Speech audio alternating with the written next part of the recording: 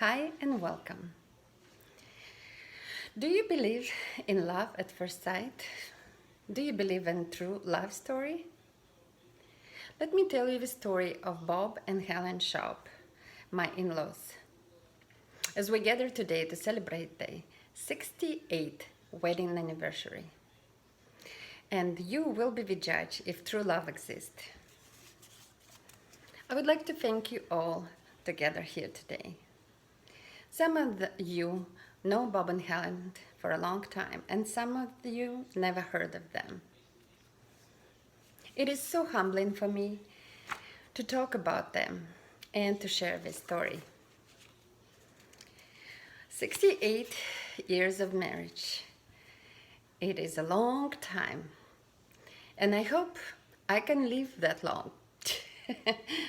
Time had changed Bob and Helen. But it did not change the bond and love they have between each other. From the history we hear from them, it's apparent that they remember every moment of their life as it was yesterday. Bob and Helen first met in the senior years of a high school. Bob made up his decision then that he will marry Helen. I love the story of the first kiss. After the potluck with friends, Bob was walking Helen home. He leaned forward to kiss her, but she instinctively raised the wooden salad bowl she carried, and Bob ended up kissing her wooden bowl. They married after they finished college on February 1st of 1952. It was not easy for a young couple to build a family. Bob had a lot of medical conditions, and some of them was allergies. It's then when Helen learned how to clean the house sparkly and beautiful and how to iron clothes. Even now, the house is sparkly clean and the clothes is freshly ironed. I cannot even imagine how many loads of laundry Helen did in her marriage life and how many shirts she ironed. Even then, the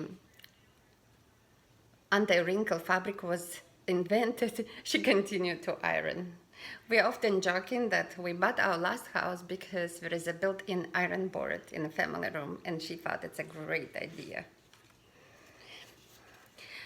Helen always did and do all her house chores with love. Both Bob and Helen adopted to learn and respect each other. While working as a football coach, Bob never forgot to be a good father and a supportive husband. He always tried to provide to the family, and even though I believe Helen will not agree with me, he did listen to her opinion, respected her wishes and her decisions. Living with Norwegian is a build a character. This is what we say in our family. Helen is Norwegian and she has a very strong personality. So finding a balance and making a compromise was Bob's job. Bob and Helen raised 3 children. After her first son, Helen could not carry any more children, so they adopted 2 others. But they raised them no different. They loved them, accepted them, and made them great people. Me personally, meeting with Bob and Helen gave me a sense of hope that a long-lasting marriage and love story exists. I met them on October 30th of 1998. I think that they already accepted me even without seeing me. They made me very comfortable and welcome in their family. I never saw Bob and Helen arguing with each other in public during 20 years in the family. I know they don't always agree with each other, but they never do it publicly. It is not in their character. They exhibit patience and love and kindness.